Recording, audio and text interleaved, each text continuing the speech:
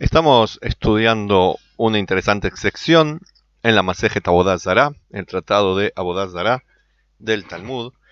Y acá tenemos en esta sección Darash Rabbi Hanina Bar Papa, algunos dicen que es otro señor, que en la época del Mesías, del Mashiach, que sea pronto Dios quiera, Dios va a poner delante de la humanidad un Sefer Torah, un libro de la Torah, y va a decir, todo aquel que se dedicó a la Torá, a estudiarla, a profundizar en ella y a cumplir sus mandamientos, venga y reciba su premio. Inmediatamente van a venir los idólatras, todos revueltos, sin distinción de naciones, y van a estar reclamando que ellos se merecen su premio también por la Torá.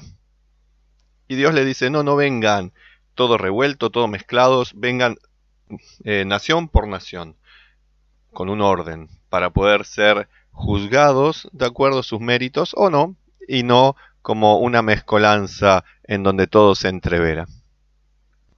Y entonces, ¿qué va a pasar en ese momento? El primero que va a entrar va a ser Roma. Luego nos va a decir por qué, pero es la más importante de las naciones. Recordemos que Roma, la antigua Roma, sigue existiendo a través del cristianismo, que es su evolución, y pide ella recibir un premio por su dedicación a la Torah. Entonces, acá luego el Talmud nos dice por qué pasa primero el más importante, por qué Roma, pero vamos a lo que estábamos estudiando, y le dice Dios a la nación de Roma. ¿En qué ustedes se dedicaron a la Torah? Y Omrim lefanav ribono shel olam, הרבה שווקים תקנינו, הרבה מחצאות עשינו, הרבה כסף וזהב הרבינו, בכולם לא עשינו אלא בשביל ישראל, כדי שיתעסקו התורה. Les dice la nación de Roma a Dios. Nosotros hicimos grandes mercados, hicimos también casas de baños, hicimos plazas, hicimos plata, oro, o sea, desarrollamos el comercio, desarrollamos las sociedades, y todo esto lo hicimos para que los judíos puedan dedicarse a la Torá. Por eso nos corresponde a nosotros los romanos un premio por dedicarnos a la Torá, ya que indirectamente, gracias a todo nuestro esfuerzo desarrollador, los judíos pudieron dedicarse a lo que es propio de ellos, el estudio de la Torá, su profundización y su cumplimiento. Y le dice Dios a los romanos, tontos del mundo, ¿qué esto dice que lo hicieron para los judíos? Ustedes lo hicieron por ustedes. Los mercados, las ciudades, todo lo hicieron por ustedes. Los grandes mercados era para poner ahí prostitutas. Las casas de esto de baños era para ustedes tener su disfrute. El dinero, la plata, etcétera, por su poder. Entonces, sepan que todo eso en realidad es mío. Toda la plata, todo lo que hicieron es mío. Entonces, ¿qué es lo que pretenden? ¿Pretenden un premio? No, no tienen nada de la Torah con ustedes. Esta es la Torah que ustedes despreciaron y no la tienen a través de los judíos. De hecho, les complicaron la vida. Luego de los romanos entra la nación de Persia. Y acá también ellos dicen, queremos nosotros tener nuestro premio. ¿Por qué entró Persia? Porque es el segundo en importancia, nos dice el Talmud. ¿Y qué fue lo que ustedes hicieron para tener premio? Y les dicen los persas, hicimos puentes, hicimos ciudades, conquistamos ciudades, hicimos guerras, y todo lo hicimos para que los judíos puedan dedicarse a la Torá. Es una pretensión similar a la de los romanos. Y le dijo Dios, todo esto que hicieron, no lo hicieron por los judíos, ni por mí, por Dios tampoco. Hicieron conquistaron ciudades para poder tener obreros para sus reyes, hicieron los puentes para poder pasar de un lado a otro, hicieron la guerra porque querían conquistas, y deben saberlo, que todo pertenece a Dios, y ustedes no se dedicaron a la Torah, ni directa ni indirectamente. De hecho, también perjudicaron a los que la estudiaban.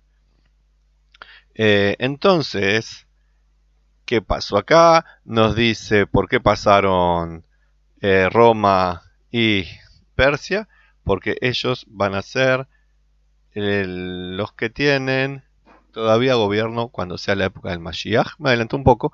Acá es lo que dice que uno fue que destruyó el templo, el otro no, pero tuvo esclavo Israel, y que cada pueblo piensa que es mejor que el anterior, porque aparentemente le hace menos daño uno que el otro.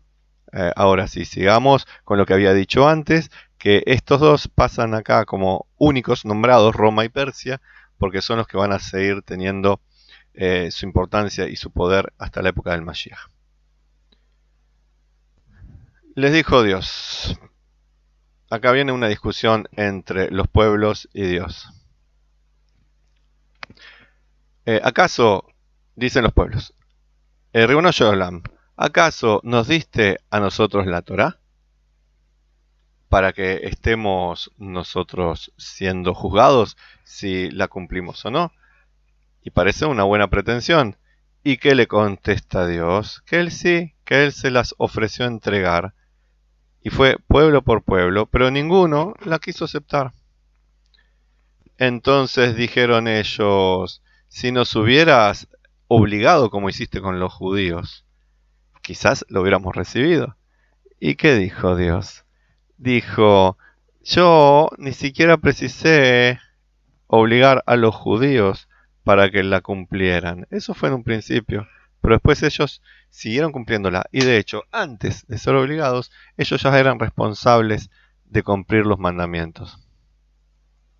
Y esto tenemos pruebas de que ustedes también, naciones del mundo, recibieron los 7 mandamientos de las naciones, los mandamientos noágicos, y no los cumplieron.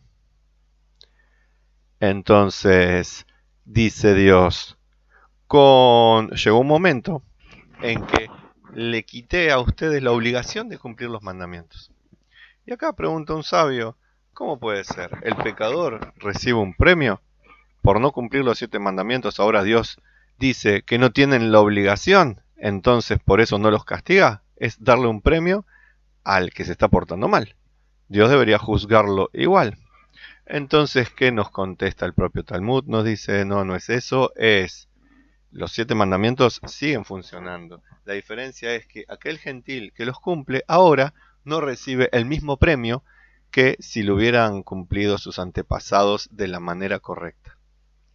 Entonces acá salta un rabino y pregunta, pero ¿cómo puede ser si sabemos, está dicho, que un gentil, hasta un idólatra, que estudia con dedicación la Torá, se compara a un Kohen Gadol, a un sumo sacerdote, en el asunto este del estudio de la Torá? Y entonces le contesta a Dios que obviamente el premio por cumplir los mandamientos sigue estando. Lo que quiso decir Dios, para que se entienda bien, no es lo mismo el beneficio del que cumple las mitzvot porque está obligado a aquel que cumple las mitzvot sin estar obligado. Entonces, cuando un gentil reconoce que está obligado a cumplir las mitzvot porque es Dios el que dijo que las cumpla, recibe un premio completo por esas mitzvot que cumple, por esos mandamientos, cada uno de los 7 mandamientos. Pero si un gentil dice, no, es bueno cumplir estas reglas de no matar, no asesinar, no comer esto, no hacer aquello, es bueno porque nosotros consideramos, nuestros sabios nos enseñaron, porque es la ley en nuestro país, entonces en ese caso reciben el premio social de estar comportándose moralmente, correctamente, pero el premio espiritual es mucho menor, porque no lo están haciendo por una obligación espiritual, no se conectan espiritualmente, sino que lo hacen de una manera moral, no ética. No sé si se comprendió la idea. Aquel gentil, por ejemplo, que da caridad, no está obligado por su Torah, la Torah gentil, a dar caridad. Eso está en la Torah de los judíos. Pero el gentil dice, es una excelente conducta dar caridad. Vamos a hacer nosotros lo mismo. Dios le dice, obvio que tenés premio por ser una persona buena, por ser solidario, por darle tu dinero al necesitado. Es algo maravilloso, tendrás premio, pero no es el mismo premio que aquel que estando obligado lo hace, porque el que está obligado recibe un premio mayor. ¿Por qué? Porque genera una conexión espiritual. Por eso está obligado, no para recibir un premio mayor, sino porque es la conexión espiritual que tiene que formar. Dios le dice a los judíos, coman kosher, porque precisan esa conexión. Y cuando lo hacen, están conectando ahí donde tienen que conectar. Un gentil que quiere comer kosher puede hacerlo si quiere, si le da la gana. No es lo que debería hacer, pero quiere. Pero no genera esa conexión que está generando el judío con esa acción. Hay algunos mandamientos que están específicamente prohibidos para los gentiles. Hay otros que son mandamientos de los judíos. Hay otros mandamientos de los judíos que el gentil, si quiere, los hace. Pero vuelvo a decir, esa conexión espiritual no la está logrando. Está logrando ser una gran persona, hacer cosas muy buenas, avanzar moralmente, hacer avanzar a la sociedad. Pero no es lo mismo aquel que cumple porque está obligado que aquel que cumple porque le parece que está bien hacerlo.